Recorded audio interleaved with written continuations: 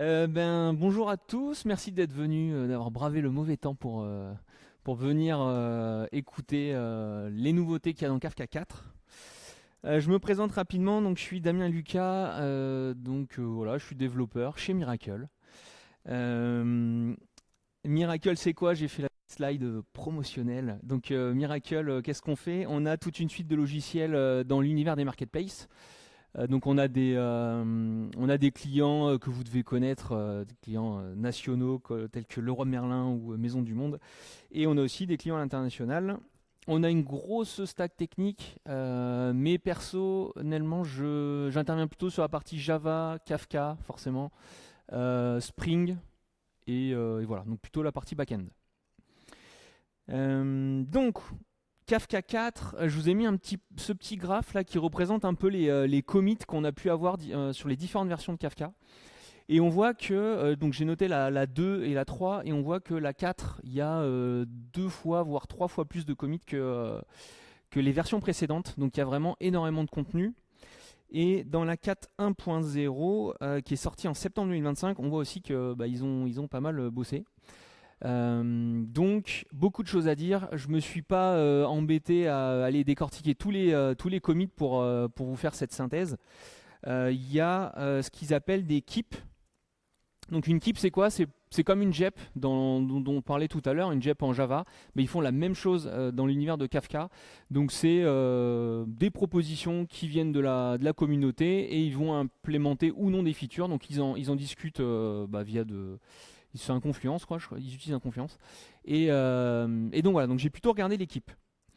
Donc dans la version 4, il y en a 40 qui sont sortis. Dans la version 4.1, il y en a 18. Et je les ai un peu répartis comme ça. C'est moi qui ai... j'ai voulu les répartir comme ça. Donc beaucoup de choses sur Kafka Stream. Protocole et groupe. On est vraiment sur les interactions entre les consumers, le broker, etc. Donc c'est un peu bas niveau. C'est un peu leur tambouille interne. La partie admin, ça c'est pour les ops. Donc ça va être toute la partie script. Les scripts de monitoring ou ce genre de choses. Plateforme, on est aussi c'est le broker. Client, c'est tout ce qui est les améliorations sur les consumers, les producteurs. Et enfin, de l'observabilité et des petites keeps sur le reste. Donc il y avait énormément de contenu. J'ai sélectionné ce qui me paraissait le plus intéressant. Et donc voilà. Donc avant de parler des features de Kafka 4, il faut déjà migrer sur Kafka 4. Donc ça a fait l'objet d'une keep, c'était d'améliorer la documentation de migration. Donc à chaque fois qu'il y a un changelog et qu'il y a des breaking change, donc c'est bien documenté. Mais là, vu que c'est un gros breaking change, ils ont carrément refacto la doc et ils ont proposé une belle page de migration. Kafka 4, c'est aussi le grand ménage, donc je vais vous l'expliquer. Mais grosso modo, il y avait jusqu'à présent, il faisait énormément de rétrocompatibilité sur les anciennes versions de protocole, anciennes versions de messages, ou même le support d'anciens langages, etc. Et là, ils se sont dit, en fait, c'est un coût trop énorme, ça devient trop complexe de maintenir tout ça, surtout les vieilles versions. Donc on va faire du ménage. Et en plus de ça, c'est pour inciter un peu les gens à faire les montées de version. Parce que plus ils vont rester compatibles avec des anciennes versions, et plus les gens vont se dire bon c'est encore compatible, c'est pas la peine d'y aller quoi. Donc c'est un peu pourquoi ils ont voulu virer pas mal de choses. Donc dans ce qu'ils ont viré, là une vieille version de Java, la Java 8, ça y est c'est fini. Scala 2 aussi, alors je fais pas du Scala, mais bon cette version n'est plus supportée. Ça veut dire quoi? Ça veut dire que pour tout ce qui est en gros, c'est vos composants à vous. Donc, si vous avez des consumers, des producteurs, du Kafka Stream, il va falloir monter en Java 11 votre version de Java sur vos composants. Et tous ceux sur quoi ils avaient la codebase, ils avaient la main sur la codebase, donc tout ce qui est Broker, Connect, Tools, Mirror Maker 2, eux, ils ont pu directement passer sur du Java 17.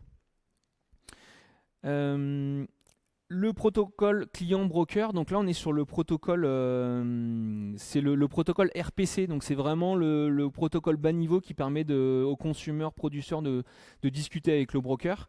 Donc ça c'est pareil, ils ont viré des anciennes versions. Ce qu'il faut retenir, c'est qu'il faut à minima avoir la version 2.1 d'un des deux côtés, donc soit sur votre broker, soit sur vos clients à vous. Voilà, minimum 2.1 pour que vous puissiez communiquer, que les uns puissent communiquer avec les autres. Si vous êtes Ops et que bah, vous avez un énorme parc applicatif et que vous faites votre montée de version de votre broker en Kafka 4, si vous voulez être sûr de ne pas avoir des loupés sur la migration d'un point de vue client, ils ont mis une métrique à dispo qui permet de savoir si justement il y a encore des vieilles versions de clients qui utilisent la vieille version du protocole dans votre parc applicatif. Donc ça c'est plutôt sympa. Sachant que la 2.1 elle est sortie en 2018, donc voilà, donc c'était quand même du vieux code. Les formats de messages, c'est pareil. Donc là, on est vraiment sur les producteurs qui produisent des messages. Ils ont des versions en interne. Donc les versions V0 et V1 ne sont plus du tout supportées. Seul le format V2 devient l'unique format côté écriture. Donc je dis format côté écriture, c'est-à-dire que si vous avez encore du V0 ou du V1 qui publie, le broker il va refuser. Il va pas vouloir écrire le message sur le topic. Par contre, si vous avez encore des messages V0, V1 qui sont dans vos topics, les consommateurs ils vont pouvoir les consommer. Ça, ils ont gardé cette rétro-compat, mais par contre, l'écriture elle devient interdite. Encore une fois, ouais, la V2 elle est sortie en 2017, donc on est vraiment voilà, sur des vieilles versions qui c'était trop de temps. Côté Log4j, c'est pareil, ils incitent à migrer vers Log4j 2. Donc ils ont viré tout Log4j1 de la codebase. Le seul truc qu'ils ont laissé, c'est l'appender Log4j1, pour ceux qui l'utilisent encore. Mais c'est le seul truc qu'ils mettent à dispo. Ils conseillent l'outil de migration Log4j, enfin voilà, c'est une command line. C'est l'outil officiel d'Apache Log4j pour pouvoir faire une migration de Log4j1 vers Log4j2. Et grosso modo, bah, ça prend votre fichier et ça va le convertir dans le bon format, quoi. Voilà, il faut exécuter cette commande. C'est pas obligé, vous n'êtes pas obligé de le faire, mais par contre, ils disent bien que en fait, il y a une compatibilité limitée si vous gardez votre conf Log4j1 avec une fois que vous aurez fait la migration. Ils en ont aussi profité pour modifier des configs, les configs du broker ou des clients. Là, il y a des breaking change. Je vous en ai sélectionné que quelques-unes. La première, c'est celle-ci, c'est la propriété qui permet d'attendre avant d'envoyer un batch de messages au broker. Donc là, on se met dans la peau du producteur, on envoie des messages, on ne les envoie pas un par un. Kafka, il a un petit mécanisme d'optimisation, c'est qu'il va faire des batchs en fait, pour éviter d'avoir trop de latence sur le réseau. Donc il attend d'avoir un batch avant d'envoyer. Avant, cette propriété, elle était à 0 millisecondes. Donc, c'est pas qu'on envoyait en continu.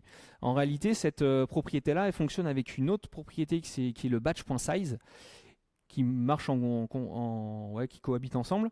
Et donc, on attend aussi d'avoir un certain je sais pas, j'attends d'avoir 100 kilooctets de messages pour pouvoir l'envoyer. Et en fait, il se trouvait que en mettant 0 millisecondes, en fait, ça faisait beaucoup d'échanges réseau.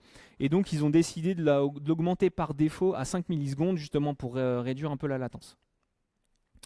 Donc, ça améliore les perfs. Mais si par contre, vous êtes vraiment dans des cas de prod où vous êtes vraiment à 5 millisecondes de latence près, il va falloir toucher à cette conf.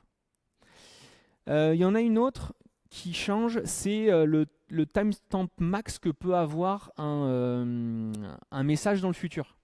Donc pour ceux qui sont déjà amusés, en fait, on peut antidater des messages, des dates sur les messages qu'on envoie sur le broker. On peut les mettre dans le futur.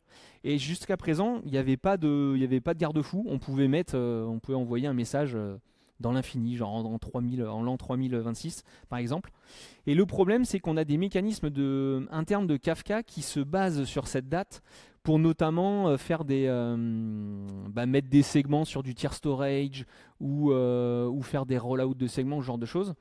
Et en fait, ça pouvait provoquer des problèmes ils se sont rendus compte que ça posait des problèmes sur tous ces mécanismes internes qui se basaient là-dessus quand c'était des dates délirantes. Et donc, ils ont décidé de mettre le max par défaut à 1 heure. Donc ça, c'est pareil. Ouais. Ça, c'est côté broker. Ouais, c'est pour éviter. Ouais. Il y en a une autre aussi, donc ça c'est pas une conf par défaut, c'est la conf minimale qu'ils ont enlevée. Avant on pouvait avoir on pouvait configurer des segments. Donc un segment c'est la manière de stocker un topic. Un topic, de toute façon, c'est du file system, hein. Et donc, c'est stocké sur des segments de manière sous-jacente. Et donc, par défaut, c'était un des tout petits segments de 14 bytes. Et donc, ça faisait trop de micro-segments. Et c'est pareil, ils se sont rendus compte que c'était pas du tout une bonne optime. Donc, par défaut, ils l'ont augmenté à 1 méga. Et donc ça veut dire que si vous aviez un peu tuné cette conf et que vous étiez, je sais pas, à 500 kilos, bah, vous allez sûrement avoir des problèmes. Vous allez plus lors de la migration. Donc il faut à minima être à 1 méga sur cette property. Et enfin la dernière, parmi d'autres, hein, mais c'est les plus importantes je trouve, c'est ils ont aussi augmenté ils ont changé le nombre de threads qui sont utilisés pour après un rétablissement, après un crash. Donc par défaut c'était à 1. Et c'était le genre de truc que personne modifiait. Et donc en fait, ils l'ont passé à 2 par défaut parce que souvent on a quand même plusieurs threads de dispo pour faire du rétablissement après un crash. Et voilà. Et ça, justement, le rétablissement du cluster, il est beaucoup plus rapide avec 2. Donc ils conseillent aussi de le tuner en fonction de ce que vous avez de dispo en prod, quoi. Si vous avez plus de threads de dispo, bah, il faut la configurer. Autre grosse, donc ça tout le monde a dû en voir parce qu'on en entend parler depuis limite des années, c'est que Kafka se sépare de Zookeeper. Donc avant d'expliquer pourquoi, je vais juste expliquer à quoi sert Zookeeper. Donc Zookeeper ça n'a rien à voir avec Kafka, hein. Zookeeper, généralement on va l'utiliser à partir du moment où on a des systèmes distribués. Donc souvent c'est utilisé le côté data parce qu'il y a énormément, souvent c'est des infrastructures qui sont déployées sur plusieurs nœuds et donc il faut gérer ces nœuds-là et souvent on délègue cette gestion à Zookeeper. Donc Zookeeper ça permet de faire du consensus distribué, élection de leader, donc quand on a plusieurs nœuds c'est qui le leader, c'est qui le maître, etc. Il est utilisé pour ça côté Kafka. Ça permet aussi de savoir qui est en vie. Quand il y a un contrôleur qui tombe en panne, il faut en relancer un autre, etc. Donc ça permet un peu de gérer le cluster. Et ça permet aussi de stocker des métadonnées. Donc dans le cadre de Kafka, ça permet de stocker par exemple tout le nom des topics, tout le nom toutes les URL de brokers, les partitions, etc. L'archi, l'archi simplifiée, hein, elle ressemble à ça. Donc on va avoir un cluster Kafka avec un broker qui est contrôleur, donc c'est un peu le maître, on va dire. Et on a un peu le pendant côté Zookeeper. Zookeeper, on va avoir un leader ici, et donc c'est lui qui va stocker toutes les métadatas. Et donc on veut pas, lui aussi, il y a plusieurs nœuds, on veut pas que si jamais il y en a un qui plante, tout tombe, tout le système tombe. Donc il y a différents nœuds. Et le souci là-dessus, sur cette archi, c'est que en fait, le broker, il push des métadonnées aux autres brokers. Et en fait, il y a des entreprises, donc je ne vais pas donner d'exemple, mais bon, si on prend par exemple des grosses entreprises comme Netflix ou LinkedIn ou ce genre de trucs, qui utilisent Kafka dans des clusters, qui ont des clusters démesurés, en fait, ils se sont rendus compte qu'il y avait des limitations. Typiquement, on ne peut pas avoir plus de 200 000 partitions par cluster. Donc ça reste quand même énorme, mais c'est une limitation pour certains. Il y avait aussi, ça faisait goulot d'étranglement là, cette communication avec le système de push. C'est-à-dire qu'ils arrivaient à avoir des désynchros entre Zookeeper et ce qui se passait réellement dans le cluster Kafka. Et donc, et en plus de ça, ça ajoute tout simplement de la complexité pour les ops. C'est que les ops, non seulement il faut être expert pour administrer un cluster Kafka, mais en plus de ça, il faut être expert pour administrer un cluster Zookeeper. Donc ça, c'était toutes les raisons qui ont fait qu'ils se sont dit on va virer Zookeeper. Donc, ils l'ont viré et ils ont développé quelque chose en interne qu'ils ont appelé Karaft. Donc c'est production Reddit depuis la version 3.5, donc ça date d'il y a déjà un petit moment. Mais voilà, donc c'est possible, il y en a plein qui sont en prod depuis la 3.5. Et avec la version 4, ils ont carrément viré Zookeeper. Donc vous n'avez plus le choix, il faut passer sur Karaft. Donc pourquoi ce nom Raft, c'est le nom connu d'un algorithme de consensus. Et un algorithme de consensus, c'est quoi? C'est un algorithme qui permet à des machines de se mettre d'accord sur une vérité. Et donc là, en l'occurrence, de se mettre d'accord sur parmi nous qui doit être le leader. Donc ils ont gardé le nom de l'algo. D'un point de vue infra, ça ressemble beaucoup. Donc on va avoir toujours notre cluster broker là, de Kafka, pardon, avec un cluster de Karaft, avec lui aussi un leader. Mais le changement clé qui change vraiment tout dans l'architecture, c'est on n'est plus sur un système de push. En fait, ils sont tout simplement reposés sur l'infra de Kafka, c'est-à-dire que les métadonnées, elles sont stockées dans un topic. Donc en fait, ils vont stocker les métadonnées dans un topic, et de la même manière où avant on avait un système de push dans tous les sens, donc on avait le leader qui pushait au contrôleur et puis ensuite ça pushait au côté Kafka, etc. En fait, vu que c'est un topic, on profite de la lecture de asynchrone avec des producteurs, avec des consumers qui ont leur propre offset, etc. Et donc en fait, on a plus ce système de goulot d'étranglement. Et donc voilà, beaucoup plus amélioré. Donc voilà, réduction de la latence, meilleure scalabilité, etc. En plus de ça, tout ça c'est dans le même processus, c'est-à-dire que il n'y a plus le besoin d'avoir deux exécutables, le Zookeeper d'un côté et Kafka de l'autre. Donc ça aussi, ça améliore, par exemple l'image Docker, il n'y a plus qu'un Kafka à lancer, il n'y a plus un Zookeeper aussi.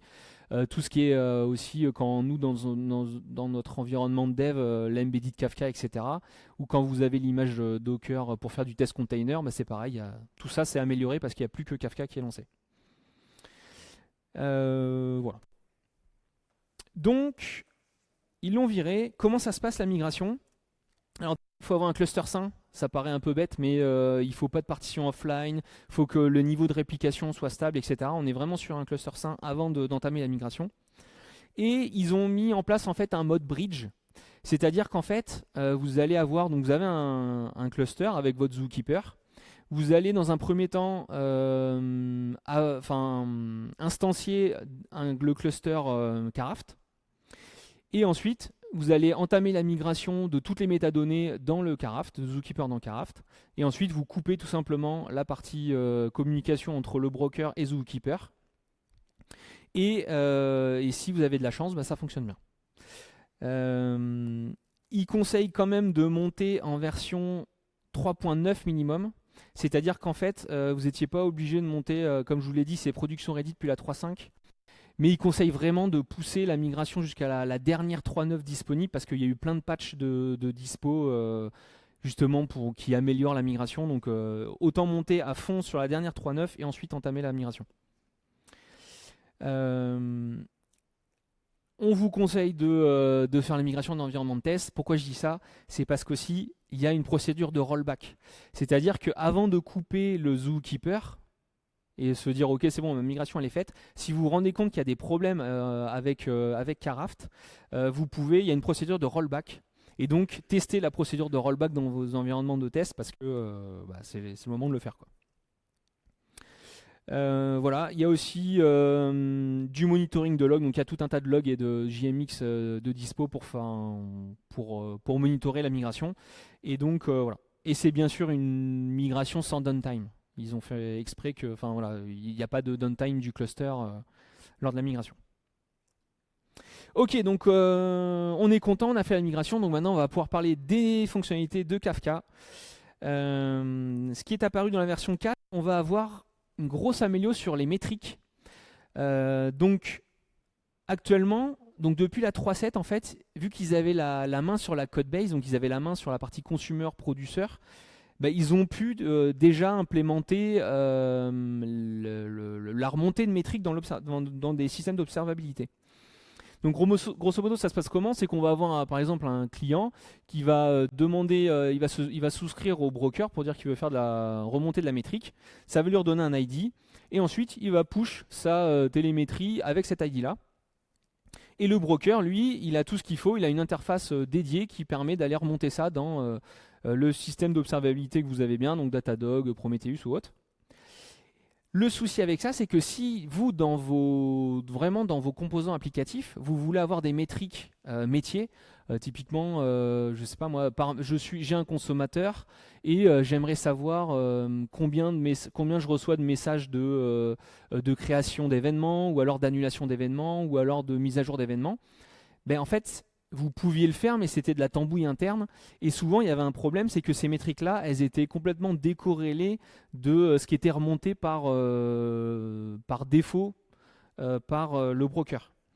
Donc ce qu'ils ont fait, c'est qu'ils ont mis à dispo une interface toute simple qui permet d'enregistrer vos métriques. Et en fait, ça va permettre d'emprunter exactement le même chemin. Et ça a le double avantage que à la fin, quand vous allez regarder dans votre système d'observabilité, au même endroit, vous allez avoir toutes les métriques natives quoi, de Kafka. Et en plus de ça, vous allez retrouver vos métriques applicatives. Et donc, on a une observabilité plutôt complète sur le système. Voilà, ça se fait très simplement. C'est du pseudocode, hein, mais grosso modo, on déclare la métrique. On peut lui mettre des tags custom qu'on retrouvera ensuite dans notre observabilité. On nomme la métrique. Et ensuite, vous voyez, c'est les deux méthodes dont je parlais de l'interface qui permet d'enregistrer une métrique sur là, par exemple, un consumer, et ensuite de désouscrire. Une autre amélioration, donc ça, normalement, tous ceux qui font du Kafka, ils connaissent cette propriété. Cette propriété, elle sert à quoi? Elle sert à, quand un consumer il est mis en prod pour la première fois, il faut se poser la question de est-ce qu'on veut lire les messages depuis l'intégralité, enfin, est-ce qu'on veut lire l'intégralité du topic ou est-ce qu'on veut que les derniers messages? Donc, il y a cette propriété qui existe. Donc, par défaut, on est en latest, c'est-à-dire qu'on va le mettre en production et donc on va lancer la consommation que depuis les derniers messages qui sont arrivés depuis notre mise en prod. Et donc, on avait le pendant, si on voulait vraiment lire l'intégralité des topics, bah, c'était de se passer sur du earliest. Le problème, c'est que Kafka, ils ont mis en place un système. C'est-à-dire que les topics, maintenant, ils profitent du tier storage. C'est-à-dire que les vieux messages, généralement, on n'a pas besoin d'y accéder souvent. Donc, on va les mettre sur des stockages à froid qui coûtent moins cher. Mais par contre, quand on va récupérer les infos du stockage à froid, ça coûte un peu plus cher. Mais souvent, c'est un bon compromis en fait de coût, c'est de stocker les anciens messages sur du stockage à froid, comme ça coûte moins cher.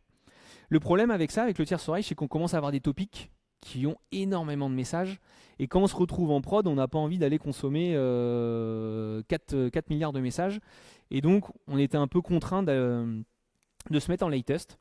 Et donc ils ont tout simplement sorti cette propriété by duration, et on va pouvoir tout simplement donner, voilà, c'est au format ISO 8601, et on va pouvoir dire par exemple, bah, je veux que les 30 derniers jours de messages, ou alors les 12 dernières heures, ou alors les... voilà, vous avez compris l'idée. Mais du coup, voilà, maintenant on n'a plus besoin de on peut être plus fin sur... ou faire du rattrapage de données ou ce genre de trucs. On va vraiment pouvoir être un peu plus fin sur la lecture des messages. Grosse amélioration, alors ça c'est la grosse amélioration de la version 4.0, c'est le rebalance. Donc le rebalance c'est quoi? C'est donc quand on a un consommateur, il est tout seul, il consomme un topic qui a plusieurs partitions, il va pas assez vite. Des fois il va pas assez vite à consommer, donc on va rajouter une deuxième instance, donc on fait du scaling horizontal, on va rajouter une deuxième instance du consumer, ils vont aller plus vite à consommer. Et donc, quand on a un consommateur qui arrive dans le consumer group, il y a un rebalance qui a lieu, c'est pour se répartir le travail. De la même manière où si on a 10 consommateurs qui sont en train de consommer un topic, s'il y en a un qui crache, ben, il faut reprendre le travail qu'il est en train de faire, et donc il y a un rebalance qui a lieu.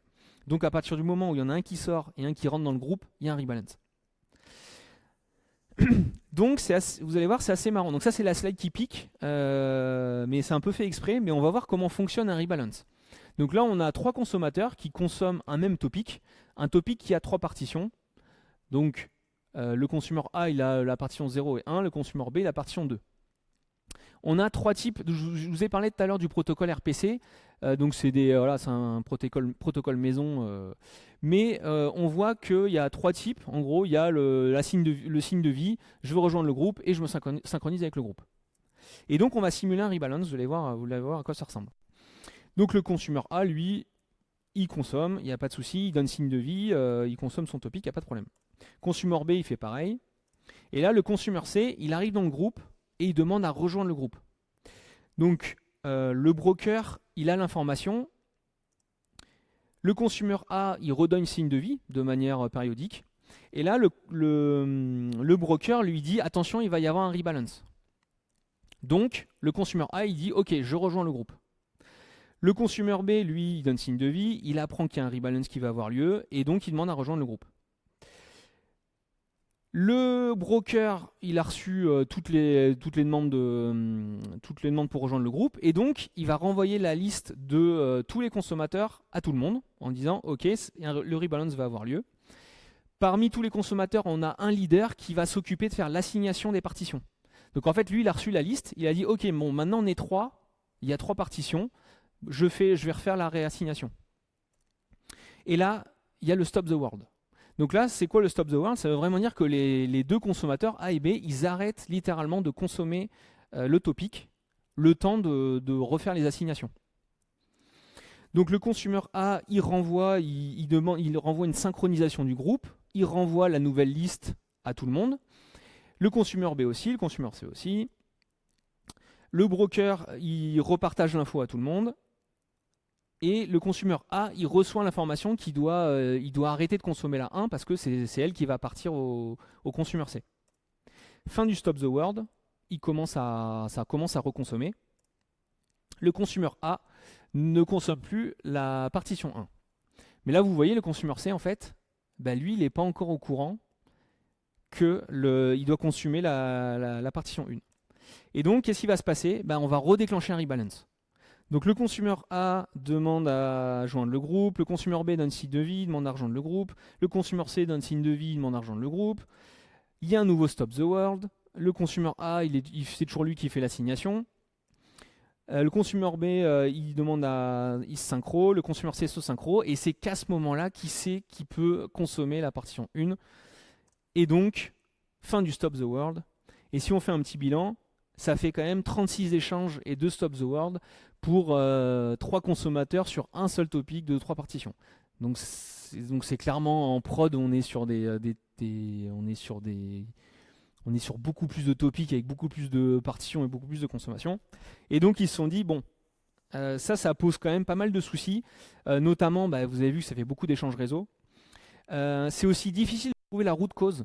C'est-à-dire que quand on a un consumer C qui arrive et qu'en fait il n'arrive pas réellement à rentrer dans le consumer group alors que potentiellement il y a de la place, en fait on ne sait jamais, les ops ils ne savent pas s'il y a un problème au niveau du broker, s'il y a un problème au niveau du consumer qui est leader pour faire les assignations, etc. Donc c'est assez compliqué. Donc ils ont complètement refacto la manière de rebalance. Déjà, première amélio, vous voyez, il n'y a plus 3 types de signaux, il n'y en a plus qu'un. C'est le signe de vie qui fait un peu tout. Ça va faire office de tout pour communiquer. Et donc, on va resimuler ça, vous allez voir, c'est beaucoup, beaucoup plus simple. Le consumer A, il va donner signe de vie, le consumer B donne signe de vie, le consumer C donne signe de vie, et au passage, il demande à rentrer dans le groupe. Le consumer A donne signe de vie, et là, vous voyez, deuxième amélio, c'est qu'il sait déjà qu'il doit lâcher la partition 1. C'est-à-dire que l'assignation des partitions, elle est faite par le broker. C'est tout le broker qui va centraliser et qui va faire la réassignation des partitions. Et donc, c'est plus délégué à un consommateur. Le consommateur B, lui, qu'est-ce qui se passe? Il continue. En fait, il n'est pas du tout concerné par le rebalance. Troisième amélio, c'est qu'en fait, lui, il ne s'arrête pas. Il n'y a plus de stop the world, il continue à consommer. Consommateur C, donc lui, il redonne signe de vie, il veut savoir un peu où il en est. Le consommateur A, il redonne signe de vie, mais au passage, il dit au broker qu'il a lâché la partition 1. Consommateur B, lui, il fait sa life. Et consommateur C, quand il redonne signe de vie, là, il a reçu l'info qu'il pouvait consommer la partition 1. Bilan, 14 échanges. Sans stop the world. Donc là, ils ont vraiment... donc ça a été éprouvé, c'est vraiment un gros gain. Donc il y a une conférence qui est hyper sympa par les deux personnes, l'équipe il y a 2 personnes qui ont fait une conf, donc c'est ceux qui ont développé ce nouveau protocole, et je leur ai piqué une slide qui fait un peu effet waouh, mais je vais vous expliquer pourquoi. C'est qu'en fait ils ont pris le cas de test, grosso modo, c'est un producteur qui produit à 29 mégabits seconde de manière constante, et par rapport à la consommation, parmi tout le groupe de consommateurs, ils ont introduit de la latence dans un seul. Donc parmi les 10, il y en a un qui a énormément de latence et qui met du temps à répondre au broker. Et en fait, vous allez voir qu'en haut, donc c'est la partie classique, donc ça c'est le rebalance qu'on connaît. En fait, vous voyez que quand il y en a un qui a de la latence, vu que tout le monde doit rejoindre le groupe, se synchroniser, etc., en fait, ça met en carafe tous les autres, tout le rebalance. Et donc en fait, on voit la consommation chuter. Et une fois que le rebalance a lieu, bah, il y a un gros burst pour rattraper le retard, et donc ils vont aller lire les derniers messages utopiques. Et là, on voit en dessous, on voit, vu que maintenant il n'y a plus de stop the world, etc., eh bien, s'il y a un consommateur qui a du lag, ça n'a aucun effet sur. Vous voyez, on n'est pas au 29 mégabits seconde, mais on est quand même pas loin. Et là, il y a un rebalance qui a eu lieu dans le truc. Donc voilà, donc grosse amélio de disponible. Si on fait un petit recap, donc on est sur du rebalance incrémental. On n'est plus sur du stop the world. Il n'y a que les consommateurs concernés qui vont arrêter la consommation. C'est géré par le coordinateur, donc c'est beaucoup plus facile à débugger aussi. S'il y a un problème dans le rebalance, il y en a un consommateur qui n'arrive pas à rentrer ou quoi, bah, il suffit de regarder les logs du coordinateur. C'est activé par défaut côté serveur, donc vous faites la montée de version, c'est activé par défaut. Par contre, il faut l'activer côté client. Et donc ça, faut y penser, mais voilà, vos consommateurs, il faut mettre la property, sinon vous n'allez pas profiter du truc et c'est quand même dommage. Donc ça, ils l'ont fait parce que, comme je vous ai dit au début, on peut avoir un broker en version 4 et avoir des consommateurs en version 2.1. C'est le minimum. Et donc, ceux qui ont la version 2.1, bah, ils n'ont pas l'algo de rebalance. Donc, c'est pour ça qu'ils ne peuvent pas l'activer par défaut. Et c'est à vous de le faire si vous avez des clients à minima 4.0. Bien sûr, il y a un compromis, c'est qu'on l'usage il va être côté broker, donc côté serveur. Il y a une empreinte mémoire un peu plus élevée, mais en réalité, dans la conf dont je vous parle là, des mecs de Kafka, ils disent que c'est vraiment très négligeable. Bien sûr, les outils d'admin, ils les ont mis à jour pour pouvoir monitorer le rebalance. Ça marche tellement bien qu'ils se sont dit on va l'appliquer sur le stream maintenant, sur le rebalance des streams, Kafka Stream. Donc ça, c'est en early access sur la 4.1. Ça se base aussi sur le consumer group protocol. Parce qu'en fait, il faut savoir qu'ils n'ont pas. En fait, le consumer group protocol, le rebalance, ils l'ont pas implémenté pour dire j'assigne des partitions à des consommateurs, c'est j'assigne des ressources à des enfin, c'est pas réellement des consommateurs, mais j'assigne des ressources à des je sais pas comment dire, des programmes, on va dire. Et donc du coup, ils ont pu le transposer sur Kafka Stream parce que là, c'est des tâches plutôt que des consommateurs. Voilà. Et donc c'est pareil sur Kafka Connect, ils sont passés sur le nouveau protocole de rebalance. Deuxième grosse amélio, mais bon, ça, elle était en early access sur la 4.0. Je vous en parlerai à la fin, là, dans quelques slides, parce qu'en fait, c'est en preview dans la 4.1. Donc la 4.1, c'est pareil, des améliorations sur les métriques, les métriques des plugins Kafka cette fois-ci. Donc on se met bien d'accord de qu'est-ce qu'un plugin Kafka, il y en a beaucoup. Donc là, on a des exemples de plugin broker. Généralement, on ne les connaît pas trop, nous les devs ou les ops. Voilà, ça va plus nous parler. Un plugin, côté producteur, ça va être le serializer. Donc si j'ai de l'Avro, c'est l'Avro Serializer qui est développé par Avro. On peut avoir aussi côté consumer le deserializer ou les intercepteurs qui sont très importants. Et côté Kafka Connect, c'est tout, quasiment tous les objets qu'on a l'habitude de manipuler avec Kafka Connect, c'est considéré comme des plugins. Et donc par exemple, on va avoir là les plugins, là pour le coup, on a le connecteur Twitter, le connecteur Postgre, le connecteur Mongo. Et donc tout ça pour vous dire que si jamais vous voulez, ces plugins-là, ils voulaient remonter de la métrique, c'était à chaque fois du code un peu custom et c'était un peu compliqué de s'intégrer, remonter de la métrique propre à leur plugin dans les systèmes d'observabilité. Et donc, dans la version 4.1, ils ont sorti une interface qui permet de faciliter ça. Donc là, je vous ai donné un exemple, c'est qu'on va avoir un intercepteur sur un producteur. Et vous voyez qu'en plus il suffit simplement d'implémenter l'interface monitorable. Et voilà, en fait, on va pouvoir se faire injecter une métrique, on met nos métriques. Et là, donc sur le onSend, on déclenche notre métrique et voilà. Et ça va remonter, sur le schéma que je vous ai montré tout à l'heure, ça va remonter, il y a le même canal qui avait été implémenté dans la 3.7.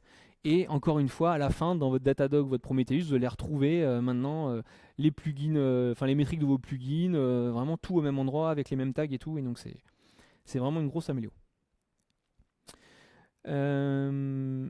Ça c'est pareil, ça c'est un petit truc qui m'a fait sourire, mais du coup vous pouvez avoir des problèmes sur vos dashboards si vous migrez en Kafka 4.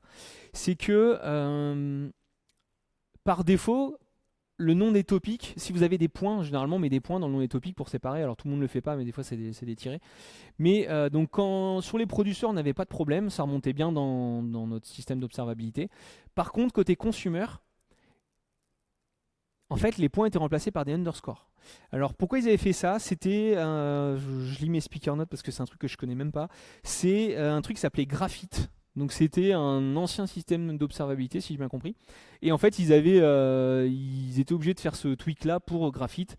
Et en fait, maintenant, ça a plus du tout lieu d'être. Et donc, ils en ont profité pour virer le remplacement des points par des underscores.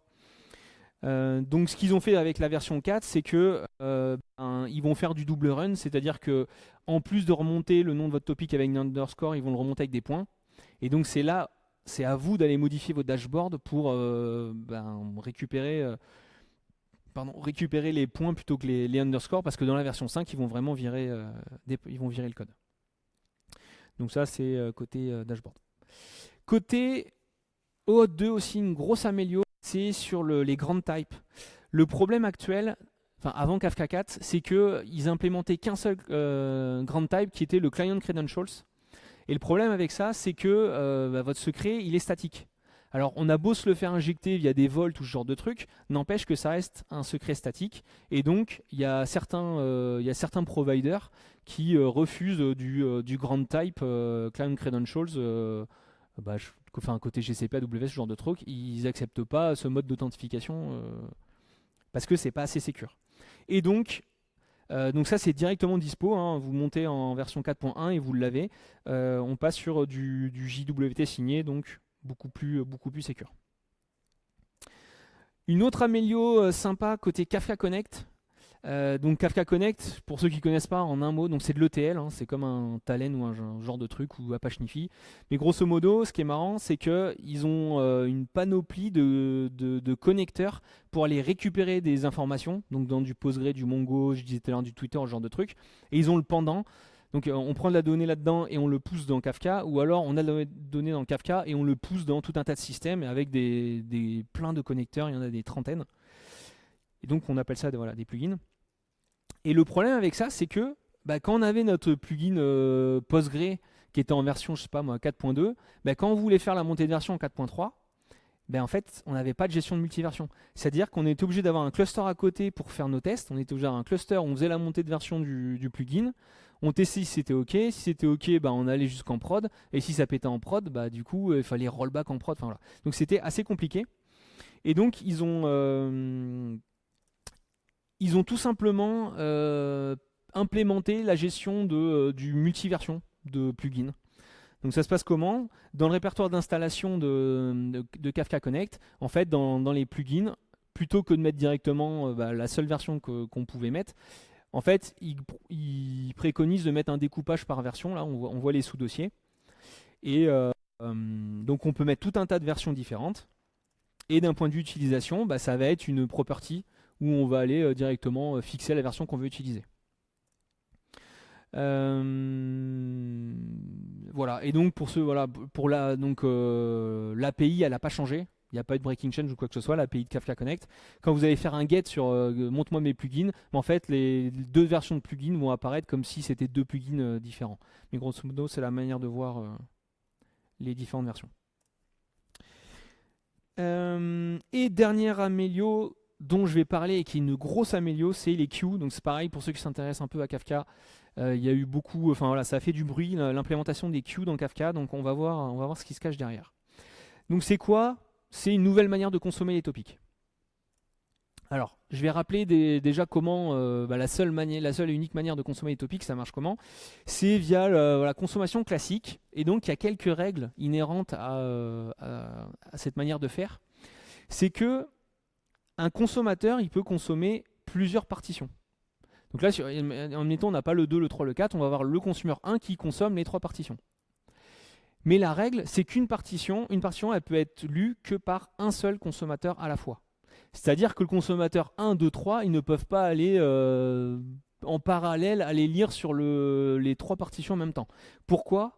C'est pour garantir l'ordre, c'est-à-dire que à partir du moment où on fait du parallélisme sur la lecture des différentes partitions, il n'y a plus de garantie d'ordre. Alors que si on fait un consumer une partition, on est sûr de garantir l'ordre. Le problème avec ça, c'est, vous voyez, un consumer, si on a plus de consommateurs que de partitions, ben on a des consommateurs qui sont sur le banc de touche et donc ils attendent. C'est-à-dire qu'on ne va pas pouvoir scaler.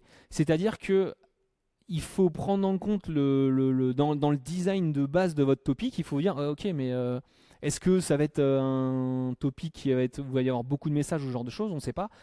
Et donc c'est quoi le bon nombre de partitions? Parce que forcément ça va influencer le nombre de consommateurs que vous allez pouvoir scaler. Et donc souvent c'était une grosse limitation. D'autant plus que de rajouter des partitions sur un topic qui est déjà en prod, c'est très compliqué si on veut garantir l'ordre. Voilà, donc ça c'est la seule manière de faire. Je fais un petit rappel sur maintenant comment fonctionne une queue, comme on a l'habitude ou comme on avait l'habitude de le voir avec RabbitMQ ou ActiveMQ.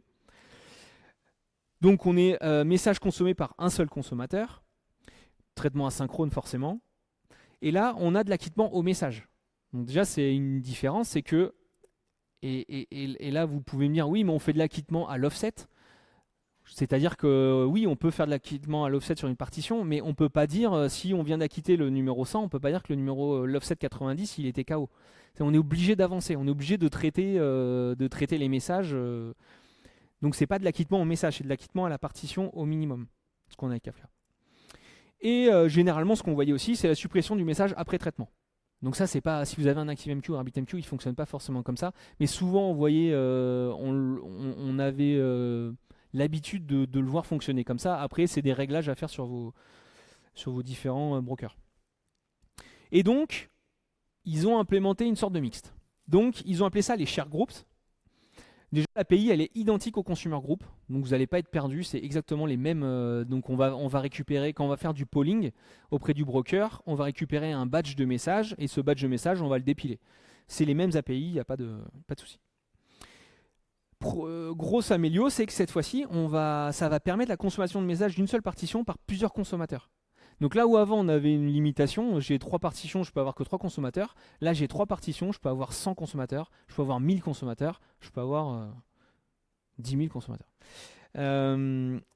Autre amélioration, c'est l'acquittement au message. Donc là on va pouvoir être beaucoup plus fin et on va pouvoir dire, donc contrairement à l'offset on fait que avancer, là en fait on va pouvoir dire ce message là il est rejeté, typiquement, et avancer aux autres.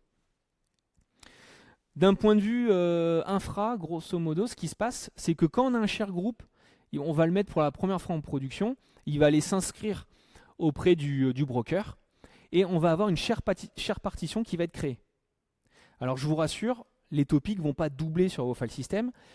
Il y a un pointeur, en fait, pour chaque partition, on va avoir une share partition. Une share partition, elle a un pointeur sur la vraie partition qui contient la donnée.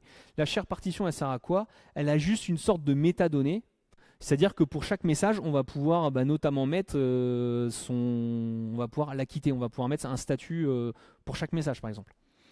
Et donc voilà, et donc c'est comme ça que ça fonctionne, c'est qu'on va pouvoir avoir plein de consommateurs sur la même partition.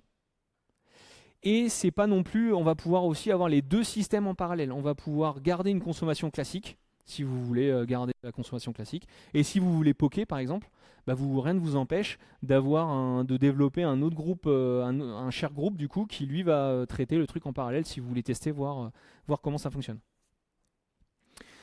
Donc l'acquittement, de la même manière que les consumer groups, on a un acquittement qui est implicite par défaut. C'est-à-dire que je récupère 200 messages, les 200 messages je les traite, et au prochain polling, je dis implicitement, ok, j'ai bien traité les 200, c'est ok, passe-moi la suite. Le problème, c'est qu'il y a toujours des problèmes en prod, et donc ça se passe jamais comme ça. Et donc, souvent, on va se mettre en mode explicite, où c'est nous qui allons nous-mêmes acquitter les messages. Donc, du code Java.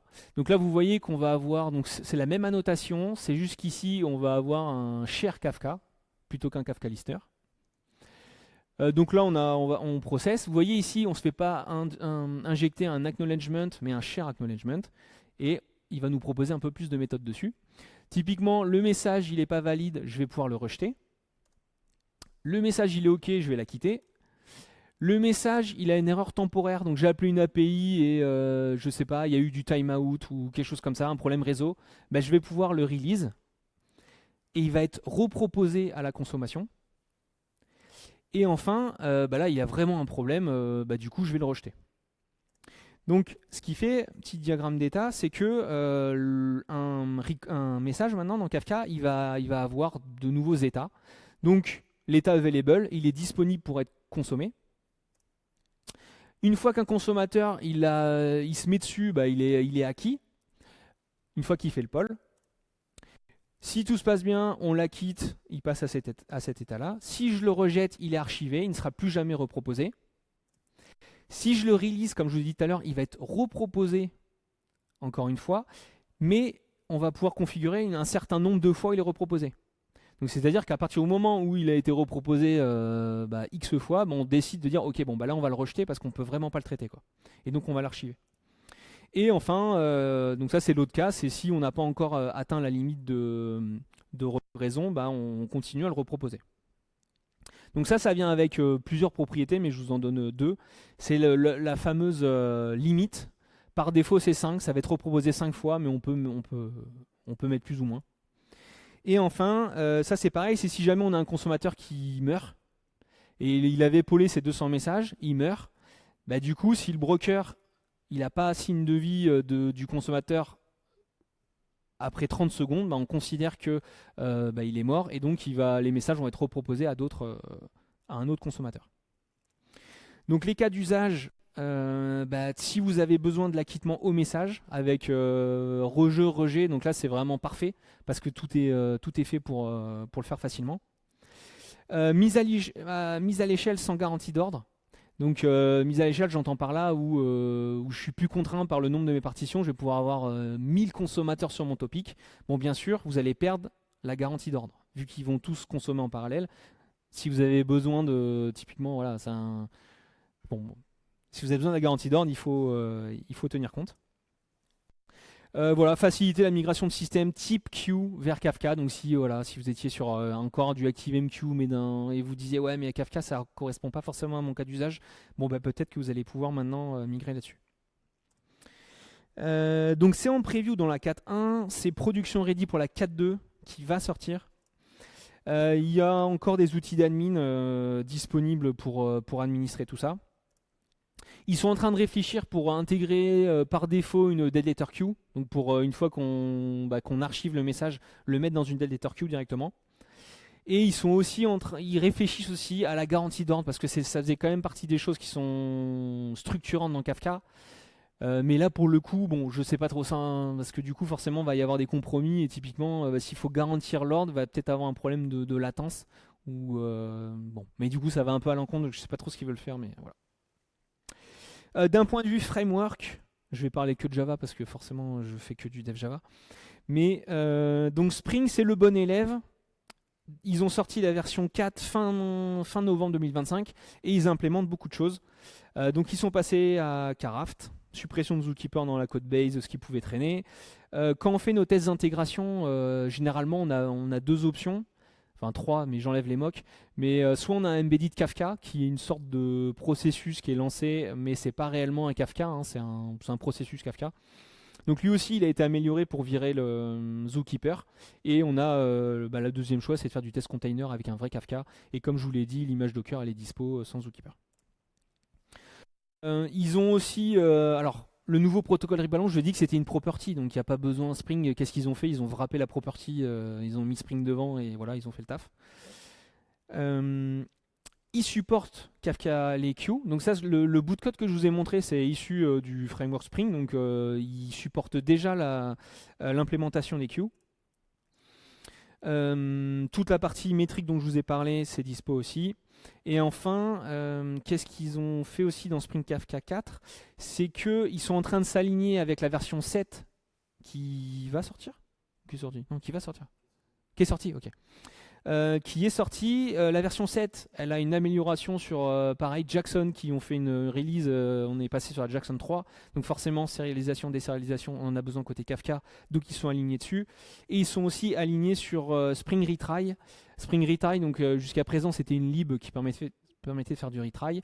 Et avec Spring 7, ils ont incorporé de manière native le retry. Et donc, pareil, ça a des incidences sur Kafka, et donc il s'aligne sur les méthodes natives.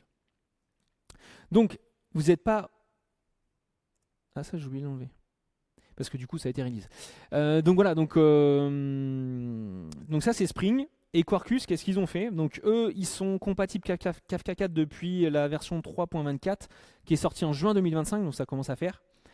Mais qu'est-ce qu'ils ont fait? Ils ont littéralement, en fait, quand on voit le changelog, ils ont littéralement pris la version du Kafka Client, ils l'ont passé à Kafka 4, et c'est tout. C'est-à-dire que donc vous allez pouvoir utiliser le protocole rebalance parce que ça ne dépend pas de leur code base. Il suffit de mettre la property dont je vous parlais tout à l'heure. Caraft, c'était dans la code base du broker, donc ça y est par défaut. Mais par contre, tout ce qui est implémentation des métriques et des Kafka Queue, ça c'est pas dispo. C'est pas dispo à l'heure actuelle et pas de news. D'un point de vue release et compatibilité, donc Kafka il release à peu près 3 fois par an. Et les releases mineures peuvent contenir des features majeures. Donc là, on voit par exemple la 2.8, ils avaient introduit Caraft. Je vous ai dit que Caraft c'était dispo en prod sur la 3.5. Le tier storage c'était en 3.6. Là, on a les queues qui vont arriver en 4.2. Donc tout ça pour dire que il faut pas attendre la release, il ne faut pas attendre Kafka 5 pour commencer à se dire ah tiens, qu'est-ce qu'il y a de nouveau. En fait, dès qu'il y a une release majeure, il n'y en a que 3 par an. Il faut aller regarder parce qu'il y a vraiment des features intéressantes dans chacune de leurs releases. Et d'autant plus qu'ils supportent les 3 dernières versions. Maintenant, ils essaient de se mettre sur ce modèle-là, donc il y a tout intérêt à avancer. La 4.2, elle devait sortir début du mois, et finalement, je sais pas, ils ont des problèmes, donc ils l'ont pas sorti. Donc ça va bientôt sortir, normalement. Il y a 28 keeps qui ont été figés. Il y en a encore une dizaine sur l'observabilité, donc ils continuent leur gros travail qu'ils avaient fait avec les métriques. Et je vous ai extrait qu'une seule keep, si je devais en choisir une, celle-là, c'est qu'ils sont en train d'introduire les letter queue de manière native dans Kafka Stream. Et donc ça, c'est cool. En plus de ça, ce qui est doublement cool, c'est que c'est des devs de chez Michelin, donc des devs français de chez Michelin qui avaient un peu, si j'ai bien compris, hein, ils avaient un peu fait ça chez Michelin justement. Et en fait, ça a tellement bien marché qu'ils l'ont proposé via une keep, et en fait ça a été introduit et c'est eux qui ont fait le dev, et donc ça va se retrouver dans la version 4.2. Donc c'est cool. Et voilà, merci à tous. C'est le lien du GitHub, mais pour retrouver les slides et les infos, mais voilà. Sinon on trouve sur GitHub.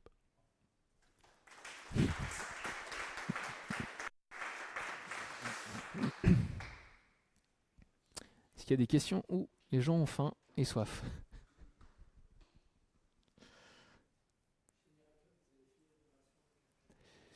Non.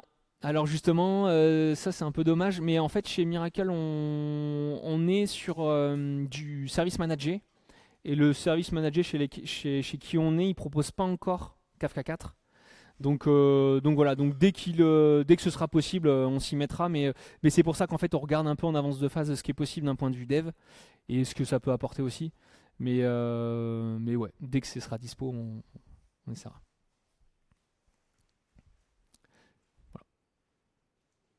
Ouais.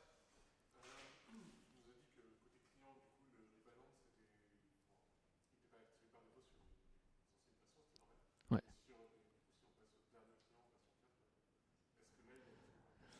Hum, ben.